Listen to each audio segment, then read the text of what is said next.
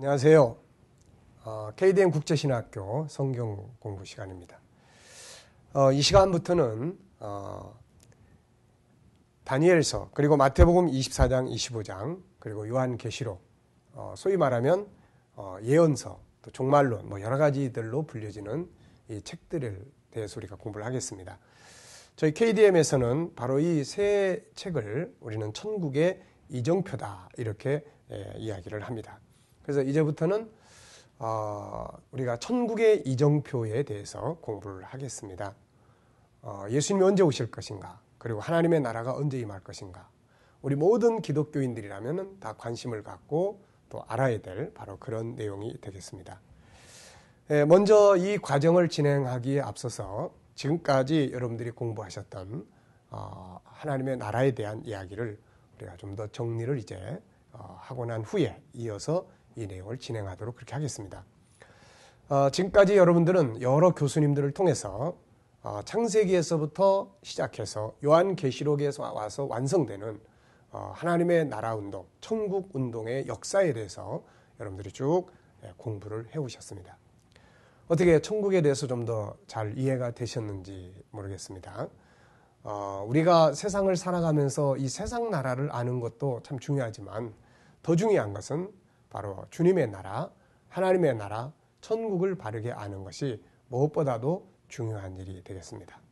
우리가 천국 백성이고 또 이 시대는 정말 천국의 가치가 필요하고 성경 전체는 바로 천국을 다루고 있고, 그리고 우리 인간은 본래 천국에서 살도록 이 만들어진 존재이기 때문에 우리 안에 있는 본능의 세계를 찾아야 되는 것이고, 또 이 나라가 다가오고 있고, 그리고 우리가 이 나라를 알아야만 그 나라를 준비할 수 있는 것입니다. 더욱이 더 이단들로부터 잘못된 천국이나 새하늘과 새 땅의 이론에서 자기를 지키기 위해서는 바로 이 천국에 대해서 바르게 아는 것이 무엇보다도 중요한 일이 되는 것이죠. 그래서 이 천국은 창세기 1장, 2장에서부터 시작해서 바로 요한계시록에 와서 요한계시록 21장, 22장에 와서 완성되는 그 천국의 역사를 여러분들이 지금까지 공부를 하신 것입니다. 다시 한번 간단하게 우리가 복습을 하면 성경 66권은 세상 나라의 이야기를 다루는 책이 아니라 바로 주님의 나라, 천국의 역사를 다루는 책이었다 하는 것을 여러분들이 아시게 되었을 것입니다. 총 7부분으로 천국이 계시가 되어졌는데 그 첫 번째는 창세기 1장, 2장. 창세기 1장, 2장에 등장하는 에덴 동산. 이 에덴 동산은 세 가지의 의미가 있었습니다. 첫째는 우리 인간의 역사가 처음으로 출발한 곳입니다. 진화론이 말하는 것처럼 동물이 진화돼서 그 다음 인간의 세계, 이게 아니고 처음부터 하나님의 형상대로 지음받은 사람으로서의 출발을 하게 되죠. 바로 그 시작점이 에덴 동산이었습니다. 그래서 우리는 인류의 시작점의 그 장소를 바로 에덴에서 찾아야 되는 것이죠. 두 번째는 인간의 역사는 그냥 인류의 역사로 끝나는 역사가 아니라 바로 이 역사는 하나님의 나라 운동의 역사가 되는 것입니다.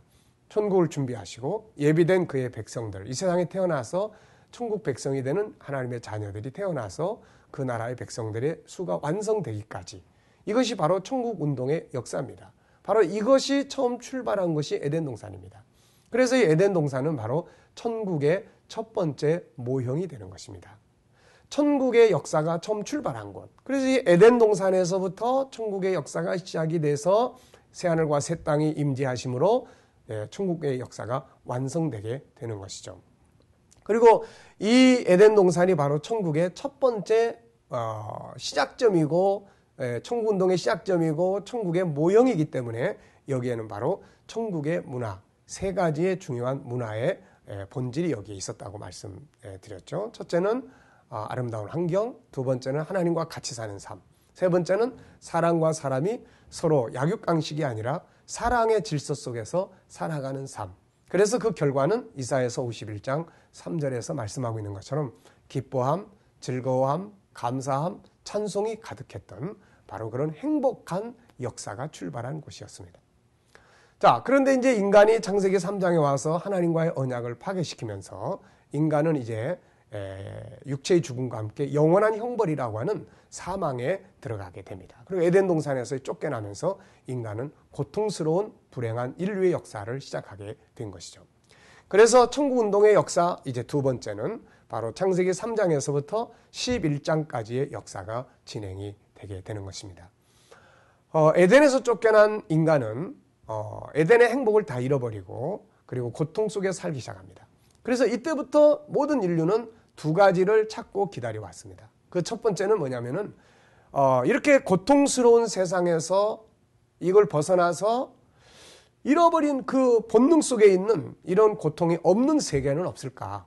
그래서 이때부터 인간들은 자기 본능 속에 있는 바로 잃어버린 에덴, 그것을 찾기 위한 노력을 시작합니다. 그것이 철학이고, 그것이 과학이고, 그것이 의학이고, 그것이 또 여행이기도 하고, 그것이 또 뭐 건축이다, 조경이다, 또 여러 조직이다, 뭐 문학이다. 이것이 이제 현실 세계에서 이루어 보기 위해서 시도한 것이 바로 정치 체제입니다. 그래서 유토피아라는 이름으로 세상은 바로 잃어버린 에덴을 찾기 위해서 고민해 왔고 그것을 이 땅에서 이루어 보려고 노력을 해왔습니다. 거기에 의해서 물질적 문명은 많이 발전해 오고 또 여러 가지 편리한 것도 많이 발전됐지만 인류의 역사는 아직도 유토피아를 이루지 못하고 있습니다. 오히려 갈수록 세상은 더 힘들어져 가고 있는 것입니다. 바로 인간이 이렇게 잃어버린 유토피아 에덴 동산을 찾기 위해서 유토피아라는 이름을 가지고 찾아가고 있을 때 기독교의 하나님, 성경의 하나님, 만물의 창조주신 하나님, 천국운동을 시작하신 그 하나님께서는 인간을 찾아오시게 되죠. 찾아오셔서 너희가 잃어버린 에덴은 이런 것이다. 이 에덴의 실체는 바로 이거다. 그러면서 실물, 그분의 나라를 계시하기 시작합니다. 그래서 세상 사람들은 철학이나 과학이나 의학이나 문학이나 정치나 이런 걸 통해서 인간의 방법으로 잃어버린 에덴을 찾으려고 노력해오고 있는 것이고 기독교는 바로 하나님이 보여주시고 알려주신 계시의 말씀을 통해서 우리의 꿈이 이루어진 세계를 우리가 만날 수 있게 되는 것입니다. 그래서 하나님은 에덴에서 쫓겨난 다음에 이제 계시를 통해서 알려주셨는데 그게 바로 창세기 3장에서 11장까지의 이야기죠. 창세기 3장 15절 메시아로 말미암아서 사단의 권세를 깨뜨리시고 자기 백성들을 구원하시는 하나님 나라 운동의 역사. 그리고 다 죽지만 죽음이 없는 세계가 반드시 온다. 이것을 계시해 준 에녹의 사건. 그리고 인본주의의 죄악된 세상이 다 물로 심판받은 것처럼 앞으로 마지막 때의 인본주의는 불로 심판을 받게 된다. 그리고 구원받은 자는 노아의 가정처럼 앞으로 새하늘과 새 땅을 기업으로 얻게 될 것이다. 이 노아의 사건. 바로 이런 것들을 통해서 하나님의 나라를 계시하시게 되었던 것입니다. 그 다음에 제3부로 들어가면 이제 창세기 12장부터 시작이 됩니다. 그래서 창세기 12장부터 시작해서 이제 어디까지 가냐면 여호수아서까지 가죠. 그래서 여호수아 21장 43절로 45절에서 이제 완성되는 바로 가나안 땅을 중심으로 한 천국 운동의 역사가 이제 진행이 되게 됩니다. 창세기 11장을 보면은 노아 홍수 심판으로 멸망을 당했던 인본주의는 다시금 왕성하게 번성하면서 바벨탑을 쌓게 되죠. 그리고 이 바벨탑을 통해서 하나님을 대적하는 문화를 형성하면서 이 사람들은 만들어 가다가 하나님이 그들을 흩어버리심으로 그들은 세계 속에 흩어집니다.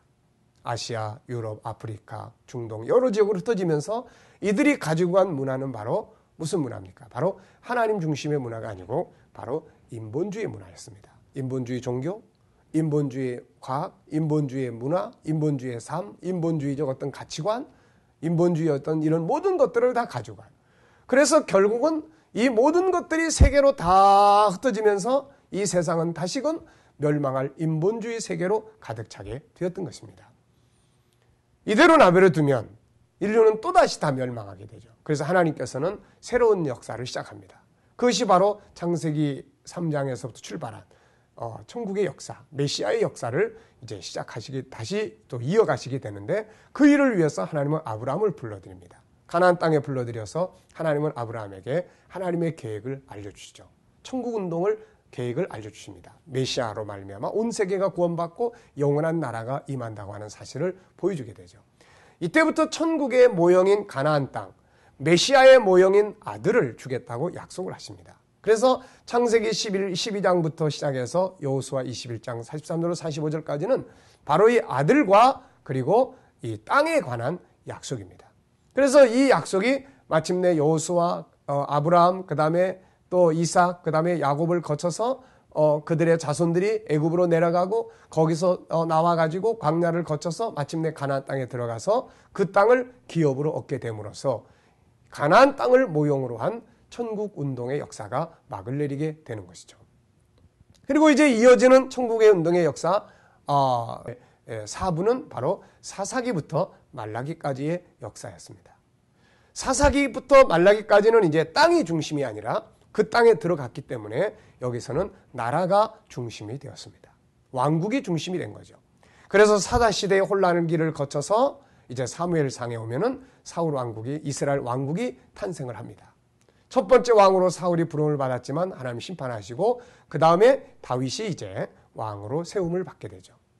그래서 사무엘하 7장 12절로 16절에서 이제 지난날 아브라함에게 계시하셨던 천국운동의 역사는 이제 다윗에게 계시됩니다. 그래서 너에게 아들을 줄 것이고 내 나라는 영원한 나라가 될 것이다 하는 이 언약을 줍니다. 물론 이것이 나중에 누가복음 1장에 오면은 천사가 가브리엘 천사가 와서 마리아에게 그 예언이 바로 네가 낳을 예수, 이 아들을 통해서 이루어지게 될 것이라고 알려줌으로써 다윗과 맺은 언약은 모형이고 실물은 신약의 예수 그리스도와 그분의 나라라는 것을 우리에게 확증시켜 주고 있습니다. 자, 그래서 이제 천국운동의 제4부는 바로 다윗을 통해서 하나님이 언약을 맺으시게 되고 내용은 바로 이스라엘 왕국과 그것을 이룰 메시아, 이것으로 이렇게 이제 그 계획이 언약되게 되는 것입니다. 이것이 이제 이 역사가 진행돼 가는 과정에서 뭐 이제 왕국의 역사가 나눠지고 무너지고 또 이제 또 갈라지고 멸망하고 그 다음에 다시 돌아오고 그러면서 이 역사 과정이 바로 에스라, 느헤미야, 에스더까지 가게 되는 거죠. 이 과정 속에서 이사야를 비롯한 말라기까지의 16명의 선지자가 등장을 합니다. 이 사람들은 와가지고 무슨 예언을 했습니까? 이들은 바로 다윗과 맺은 그 언약을 다시 백성들에게 계속 예언을 했죠. 그래서 이 사람들은, 예언자들은, 선지자들은 이스라엘 백성들을 향해서 너 이렇게 살면 망한다. 그렇지만 또 하나의 예언이 주어지는데, 그러나 하나님은 그 언약하신 대로 반드시 다윗의 후손으로 메시아가 올 것이고 그가 와서 다윗의 왕국, 영원한 왕국을 세우게 될 것이다. 이런 이제 예언을 하게 됩니다. 이것이 이제 구약 성경 속에 나타나고 있는 하나님 나라의 계시의 역사입니다. 그래서 1부, 2부, 3부, 4부 이르기까지 에덴 동산, 그 다음에 창세기 3장 15절, 에녹, 노아 사건, 가나안 땅의 사건, 이스라엘 왕국에 관한 예언의 사건. 이것은 단순한 이야기가 아니라 바로 이제 신약 시대에 등장하게 될 그 하나님 나라, 천국의 모형으로서 등장한 사건들이었습니다. 성경은 바로 메시아와 그 다음에 그분으로 말미암아 이루어질 그분의 나라에 관한 역사를 다루고 있는 것이, 그것이 바로 성경이 되는 것이죠. 자, 그래서 이제 그 다음에 제5부의 시대가 왔습니다. 바로 예수 그리스도가 세상에 오신 거죠. 창세기 3장 15절에서부터 오시리라고 예언된 바로 그분이 세상에 드디어 오시게 된 것입니다. 그래서 그분이 이제 오셔서 그분은 이제 모형이 아니니까 실물의 세계를 외치기 시작합니다. 이스라엘 왕국이나 다윗 왕국 건설을 이야기한 것이 아니라 바로 하늘의 나라, 그분의 나라를 소개하기 시작하죠. 그래서 그분의 나라가 6가지 이름으로 나타나 있습니다. 바로 천국, 그 다음 하나님 나라, 그 다음에 영생, 그 다음에 낙원, 그리고 새로운 세계, 그리고 아버지의 집, 뭐 이런 여러 가지 이름들로 이제 그분의 나라가 이제 우리에게 소개되기 시작을 한 것이죠. 자, 그렇지만은 제자들은 지금 어떤 신앙을 가지고 있었습니까? 바로 구약의 선지자들이 예언했던 그 세계를 꿈꾸고 있는 거죠. 다시 말하면 다윗의 왕국을 꿈꾸고 있었던 것입니다. 그래서 이 사람들은 예수님을 따라다니지만은 주님을 그리스도로 영접했지만은 그러나 그들이 영접한 그리스도는 영원한 나라의 왕이 아니라 바로 이스라엘 왕으로서의 예수를 인정하게 됐던 거죠. 그러다 보니까 어떻습니까? 세상 나라의 꿈을 가지고 따라다니다 보니까 맨날 누가 더 높은 자리에 앉을 것이냐. 왜냐하면 세상 나라는 계급 사회이기 때문에 누가 더 높은 자리에 앉을 것이냐. 항상 그런 일에 관심을 가지고 따라다녔던 거죠. 그러나 예수님은 그거 이루려고 오신 게 아니지 않습니까? 그래서 그분은 이제 그분의 나라를 여러 가지 이름으로, 비유로, 또 삶을 통해서, 또 문화를 통해서 보여주시고 증거하시다가 마지막에는 그 나라의 길을 만드시기 위해서 십자가에 못 박혀 돌아가시게 되는 것이죠. 이것은 바로 인류에게 잃어버린 나라를 계시할 뿐만 아니라 그 나라로 갈 수 있는 그 길을 만들어 주신 것입니다. 그러나 제자들은 이걸 이해하지 못했죠. 그래가지고 예수님의 십자가 사건 앞에서 다 떠나버리고 맙니다. 사실 주님의 십자가 사건은 양면성이 있습니다. 제자들에게는 자기들의 꿈이 깨어지는 바로 그런 사건이었고, 하나님께는 하나님의 그 꿈, 하나님의 계획이 이루어지게 되는 그 중요한 사건이 이루어지는 사건이 되었던 것입니다. 오늘도 우리는 십자가 앞에 설 때마다 사실은 우리 자신의 꿈은 거기서 깨야 되고, 그리고 하나님의 꿈으로 충만해지는, 내 꿈은 깨어지고 하나님의 계획으로 가득 채워지는 바로 이러한 은혜를 우리가 가져야 되는 것입니다. 그게 바로 십자가가 주는 중요한 의미가 됩니다. 자, 주님은 다시 부활하셨고, 부활하신 다음에도 계속해서 제자들에게 그분의 나라를 이야기하지만 이들은 여전히 세상 나라를 기대합니다. 그래서 예수님이 승천하시는 마지막 사도행전 1장에서도 그 사람들이 예수님께 요구했던 게 무엇입니까? 주님은 계속 그분의 나라를 말씀하셨지만은 제자들은 이스라엘 왕국이 1장 6절에 보면 이스라엘을 회복하는 것이 바로 지금입니까? 이렇게 묻는 내용을 보게 됩니다. 오늘도 우리가 과연 그분의 나라를 바르게 알고 그분의 나라를 구하고 따라가고 있는 것인지, 아니면 세상 나라를 구하고 따라가고 있는 것인지 우리의 모습을 살펴봐야 될 것입니다. 자, 예수님이 이제 올라가셨습니다. 이제 성경 천국운동의 역사는 이제 5부에서 제6부로 넘어가게 됩니다. 그런데 이 예수님의 시대를 통해서 나타난 천국운동의 역사가 이제 6부 제자들에게 넘어가기 위해서 반드시 필요한 사건이 뭐냐면 성령의 임재였습니다. 예수님은 요한복음 13장, 14장, 15장, 16장, 17장에서 주님이 가시면 진리의 영을 보낼 것이고, 그가 오시면 내가 너희에게 가르친 것들을 생각나게 할 거다. 그가 진리 가운데로 너희를 인도할 거다. 나를 알게 할 거다. 이런 여러 가지 말씀들을 들려주셨습니다. 맞습니다. 성령이 임재하신 다음에 그들의 눈이 열리게 된 거죠. 그래서 그들은 두 가지를 보게 되었는데, 하나는 바로 예수가 누군가를 보게 된 거죠. 지난날에는 예수님이 바로 다윗의 후손, 이스라엘의 왕으로만 봤는데, 이제는 인류를 죄에서 구원하실 구세주로 본 거죠. 그 다음에는 예수님이 그토록 증거하고 외쳤던 그분의 나라가 다윗의 왕국이 아니라 바로 하늘에 있는 나라. 베드로가 베드로전서 1장 3절로 4절에 고백한 것처럼 썩지 않고 더럽지 않고 쇠하지 않는 기업, 하늘에 있는 기업으로 보게 된 것입니다. 오히려 이 세상 나라는 다 불탈 것이지만 우리는 하나님의 약속대로 거하기 때문에 새하늘과 새 땅을 기업으로 얻게 될 것이라고 베드로서 3장 12절 13절에서 베드로가 외치고 있는 것입니다. 그래서 이들의 눈이 열린 거죠. 이제 이들은 진리를 알게 되었고, 이때부터 그들은 제대로 된 천국운동의 일꾼들이 됐습니다. 그래서 이제 에덴에서부터 계시된 천국운동의 역사는 이제 시대를 거쳐 흘러가면서 바로 이제 제자들을 통해서 이 천국 복음이 온 세계에 전파되기 시작을 했습니다.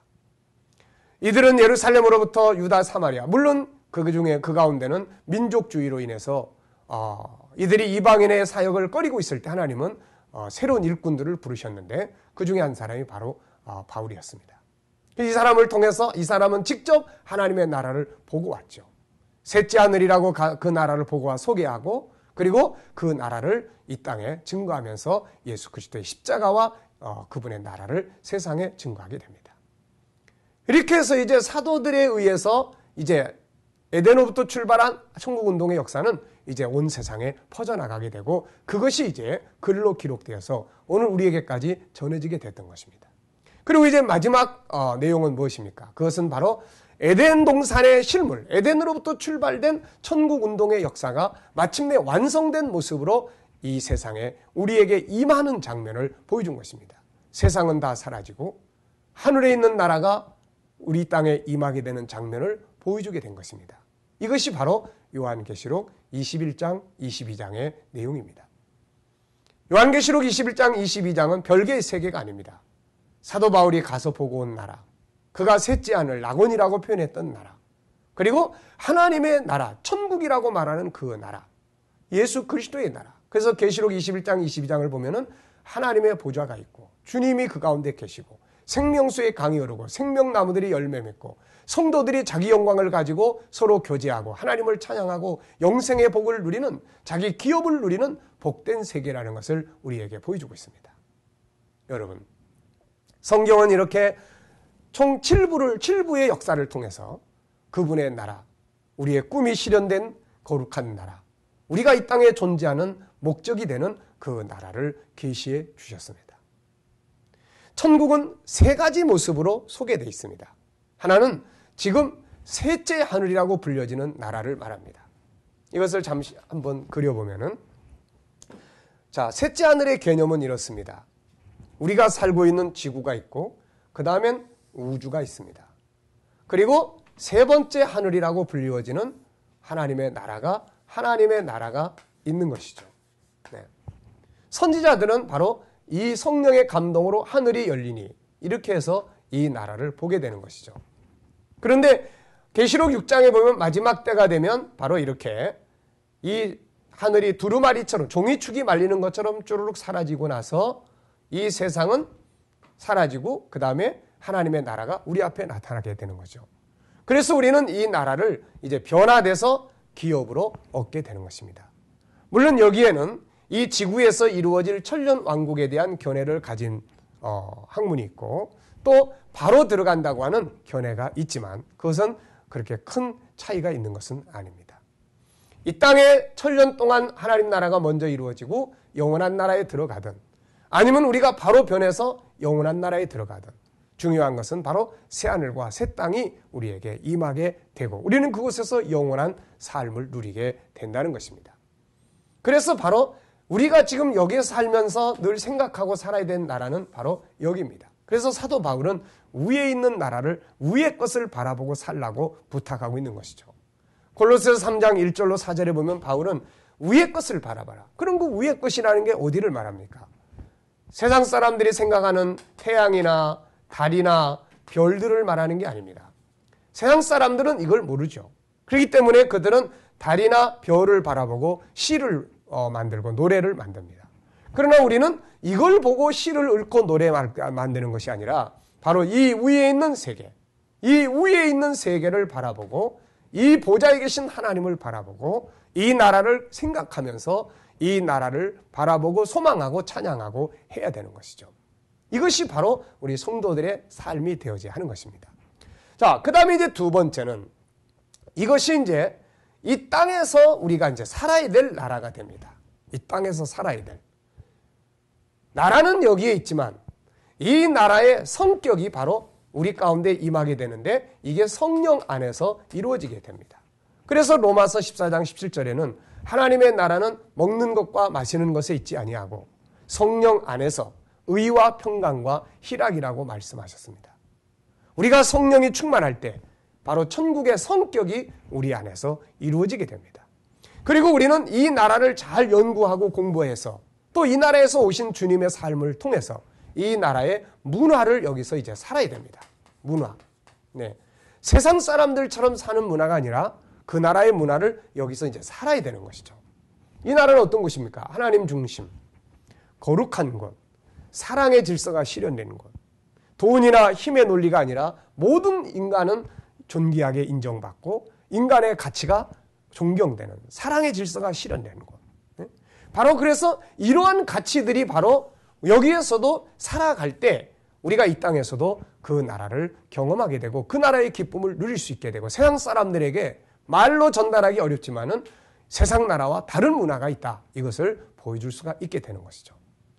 자, 그 다음에 또 하나는 이 나라가 이제 이렇게 임하게 되는 겁니다. 역사적으로 이렇게 보면은 지금은 위에 있습니다. 그리고 우리가 여기 삽니다. 그리고 이 나라는 시간이 차면 바로 이렇게 임하게 되는 것이죠. 네. 이때는 세상은 사라지게 되고 그 나라가 우리 앞에 임하게 되는 것입니다. 네.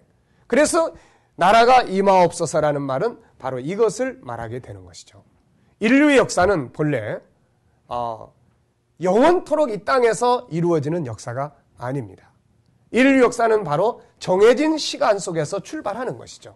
그래서 천국 운동이 완성되는 날 하나님의 나라가 임하게 되고 우리는 그 나라로 들어가 영생의 복을 누리게 되는 것입니다. 그래서 이제부터 우리가 공부하게 되는 것은 바로 이 땅에서 이 누리는 이게 아니고 바로 임하게 되는 나라가 그러면 언제 오게 되느냐. 다시 말하면 정한 시간, 하나님의 나라 운동의 역사가, 인류 역사가 언제 끝나게 되는 것이냐. 언제 영원한 세계 나라가 임하는 시간이 올 것이냐. 그것을 이제부터 우리가 정리를 하게 되는데 이것을 우리가 천국의 이정표다 이렇게 이야기를 하는 것입니다. 잘 이해되셨는지요? 지난 시간들을 이제 한번 정리를 좀 해봤습니다. 자, 이 시간 공부는 여기서 마치겠습니다. 자, 수고하셨습니다. 감사합니다.